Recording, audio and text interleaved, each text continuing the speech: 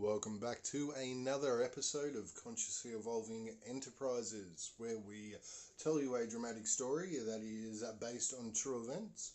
We try and make that story interesting and insightful, not only that, engaging for you guys. Please enjoy. Anyway, this one is about a young fella left home alone, which we're all excited to do when we're young men. We're going to describe what the situation was for this young guy, and please enjoy. Anyways, one day, young Ryan's left at home after the parents decided that they were going to go and pick up their new car. So anyway, the new car was obviously a second-hand four-wheel drive, sedan looking type thing. And the family was very excited to go and get it. So anyway, young Ryan's parents decided they're going to pack up themselves and the young newborn sister and the older sister at the time. They decided they're going to pack up the family and they're going to go and pick up this new car. And they're all excited about it, and young Ryan wants to stay home. Anyways, he wants to stay home because he just got this brand new art kit. Anyway, the art kit had everything a young man would want to draw, colour, design, all that stuff that was in it. One of those lovely old art kits, all the colours of rainbows in there, textures, crayons and pencils and everything else. So anyway, he's excited, he's got paper and he's like, nah, mum, dad, I'd rather stay home. I just want to draw, man. And he's got his G.I. Joes on the table and he's really excited. I just want to stay home. Oh, family's all, excited to go and pick up the car. Nah, it's all right. Anyways, they say, yeah, okay, mate, you want to be a big boy and stay home all by yourself? Alrighty then, you can do that. We won't be long, we'll be about 45 minutes. It's only, at Mount Druitt at the time. We're at Shelby/Wilmot. So they go and pick up the car and, they've gone. I believe the neighbour might have even been dropping them up there to go and pick it up, and that's why there wasn't a seat available for young Ryan, some situation like that. And he was happy to stay at home. Anyway, sitting at the table, after the parents had left, 15 minutes in or whatnot, young Ryan's there and he's playing with his art kit and he's colouring in, having the time of his life. He's got his G.I. Joes and, even young G.I. Joes having a go at colouring in and drawing dragons and whatever else the imagination has evolved for that young man. Anyways, he's colouring in and having his go, all excited at home. So he kind of gets a tingling feeling, all the hairs stand up on end, and he looks down his arm, cold breeze comes over the shoulder, looks at his arms, goosebumps come over him, what was that? And as he's looked from his arms, his eyes have gazed up in what was the hallway leading into the bathroom. And in that bathroom gaze there, he could see this shadow mist that's gone through the hallway and into the bathroom. Full body apparition from head to toe. Like mist type thing, could see straight through it, and he's just double blinked and gone, whoa, what was that? What was that? The hair's still standing on end. The air's kind of static at this time, and he's thinking, this is scary. This is scary. That was something. I just seen something. And he's, you know what? I'm going to grab G.I. Joe. I'm just going to back out the door. And as that's happening, the feeling in his arms and that static in the air, and it gets heavier. You can feel like electricity in the air. So he's backed his way out the door. He's thinking, nah, I'll just go. I'm just going to go. Big boy, let's go and wait outside. So he thinks, yeah, I'm going to get away as far away the house as I can as I'm allowed to. So he goes all the way out to the letterbox. This is a good, it's probably, 15 metres from the house, normal kind of size front yard for the western suburbs in the time. Young Ryan's out there and he's next to the letterbox and he's playing with his G.I. Joe through the grass. Bam, bam, bam. He's got a camera, and playing away. And then he looks up at the window, the front window next to the front door there. And the Venetian blind, the old split blinds, the Venetian ones that hang down, he looks up and you can only describe what he can see is his mother's face looking at him between those Venetian blinds. And it's staring straight at him. Big brown eyes, brown face like his mother, curly black hair, looking right at him, staring at him. And he just looks back down at the grass and he's thinking, no, that can't be true. I know mum isn't home. I know she's out there and I know she's, picking up the new car with dad. That is not mum. Oh my God, and he looks up again from under his eyebrows, you can still see there, and it's staring at him. Staring at him, he's going, oh, yeah, I'm scared now. What is that? I know I can't run away. I can't run away because I'm not allowed to. I'll be missing. Like, can't even go to the neighbour's house at the moment. Oh my gosh. So he's like, just won't look at it. Won't look at it. So he's not making eye contact with it. Continues to play with his cars and, next to his job. And then next thing you know, old neighbour Nicole, she lives across the street in this big old cul-de-sac that they live at. And she says, oh, g'day, Ryan, what are you doing? And he goes, oh, I'm just waiting here for my parents to get home. And she says, oh, what are you waiting outside for? And he goes, oh, because there's something spooky inside. And she looks up and she goes, oh, is your mum home? And he goes, no, she's not. And she goes, oh, who's that then? And she points at the face in the window and he looks at her and he says, you can see that? And she says, yeah, hi. And she waves her hand, hi, Vion. And he looked up at Nicole and he said, I'm home alone. Like, I'm home alone. And she says, what? No, you're not. That's your mum's face right there in the window. And she's waving. She goes, hi, V, how you doing? And he's, I'm home alone. Mum's not home. They're out picking up the new car. And she says, no way. That's your mum's face in the window. And he says, no, it's not. Nobody's home. That's what I'm freaked out about. And she's standing, she goes, nah, still in disbelief. He says, yeah, I'm telling you, whatever that is, it's not my mother. And she goes, nah, no way, let's go and walk up to it. And she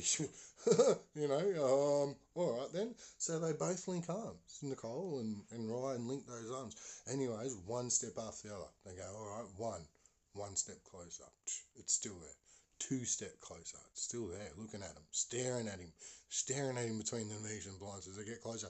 Third step in, now this thing started to draw its way back into those Venetian blinds. And then fourth step in, fully then disappeared back behind those Venetian blinds. Both kids then, kind of done the spider on me attack, like both twitched, jumped up on the spot, freaking out, going, oh my God.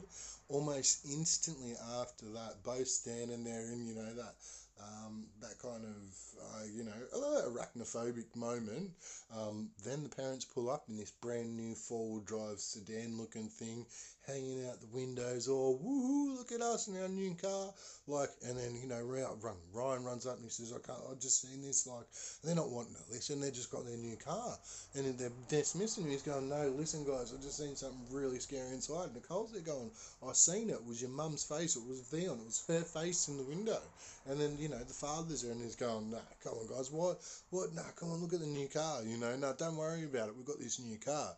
And pretty much dismissed Ryan and Nicole from that whole thing. Anyway, later on that night, after, the excitement of the cars cooled down and all that, new car, Ryan brings it up again. He says, Mum, look, I really need to tell you, I'm serious about what I seen. And at that moment, they both heard a baby crying. Now, they're looking at the baby sister Stephanie there, and she's right next to them. She's in the cot, and they can hear another baby crying. And they think, what? That's got to be a neighbour. Seriously, it's got to be a neighbour. And they look around the house, and they're going, what? Now, I'm talking the father's looking he's looking around, going, what is that? That's in the house. He's saying that's in the house. No. And, V's going, no, it can't be. Our baby's right here. And she, picked the baby up, Stephanie. And she's holding her going, no, they're like, what? And, Natasha's sitting there going, Mum, something's wrong. Something's up, Anyway, so, Dad's kind of gone in protective mode and he's like, whatever you are, wherever you are, you're not welcome here. And then things kind of went silent for a sec. Then it started again. He goes, wherever you are, you're not welcome here. And then he starts to make his way around the house. He's looking around the house and he's, going through all the rooms. Wherever you are, you're not welcome. And this voice of the baby's crying couldn't be found. He couldn't find exactly where it was, but it's coming from somewhere. Anyways, he finally gets the linen closet or the living press or whatever you want to call it, the drawer, the cupboard where you put all your blankets. And he gets there and it looks down on the ground and there's snail trail on the ground, glittery, slimy snail trail. There's been 5 or 6 snails that have made their way across the carpet at some point and not being noticed. The slimy snail and the remnants of it. He thinks, what is that? He flings open the cupboard, and this odour hits him in the face. Vomit. He's ready to spew up. He's, oh, I can't. What the?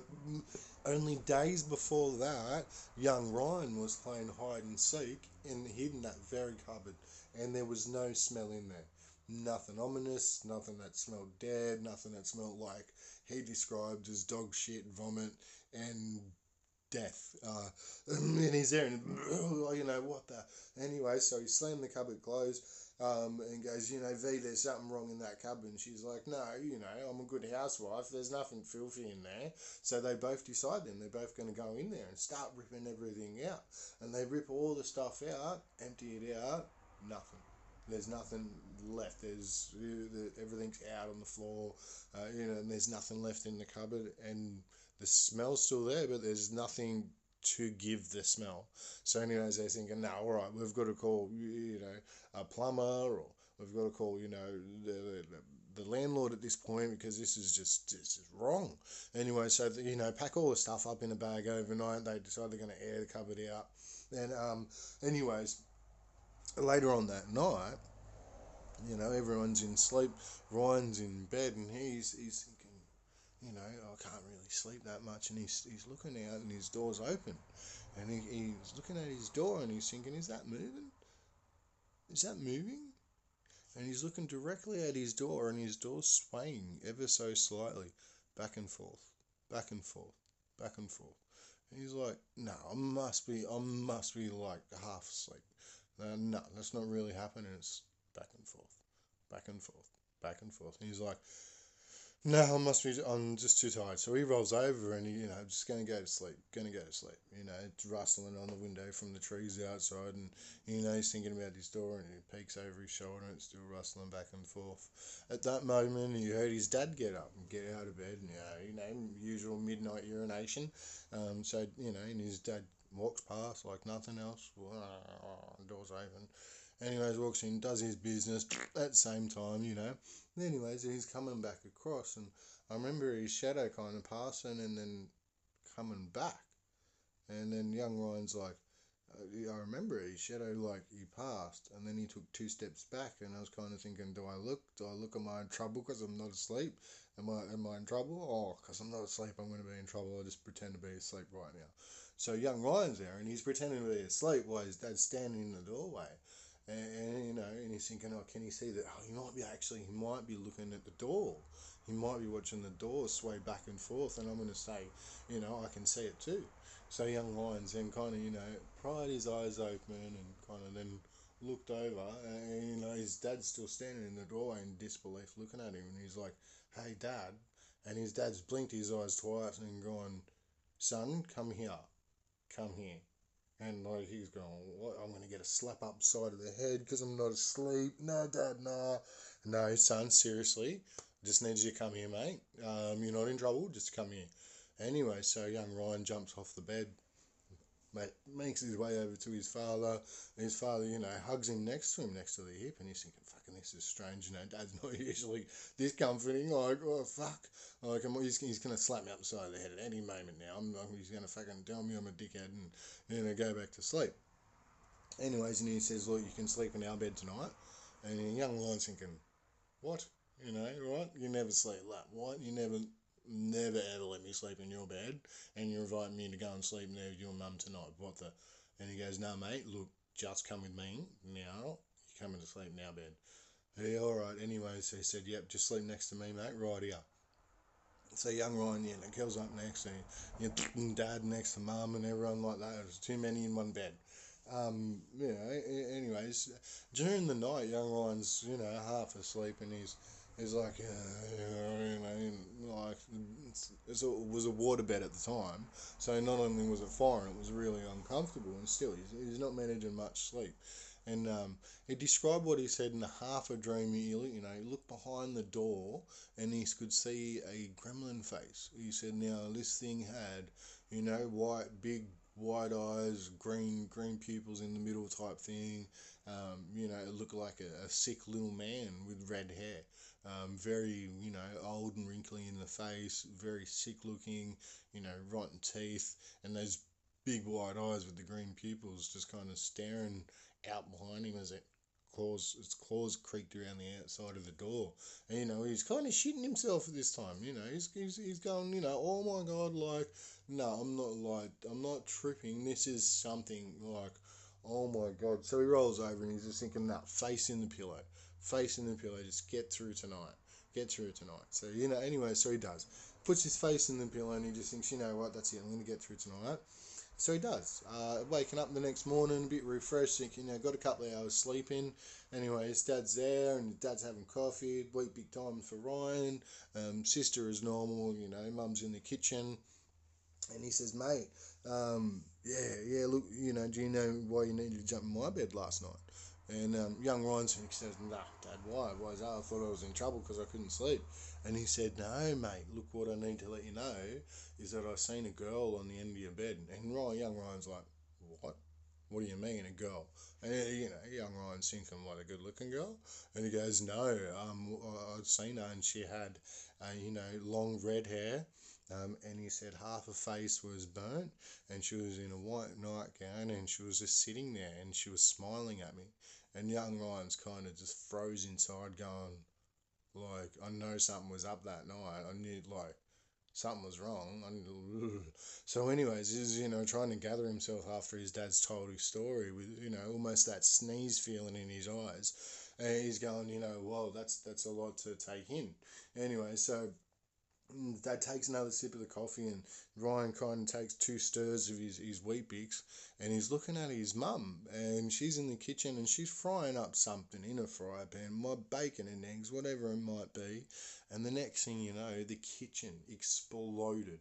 Absolutely in a gas bomb that went off in a flame ball that curled up and around the roof and then fell down the other side. Singeing mum's eyebrows in a circle around the top of her head. At the time, rolling up, catching the curtains I light.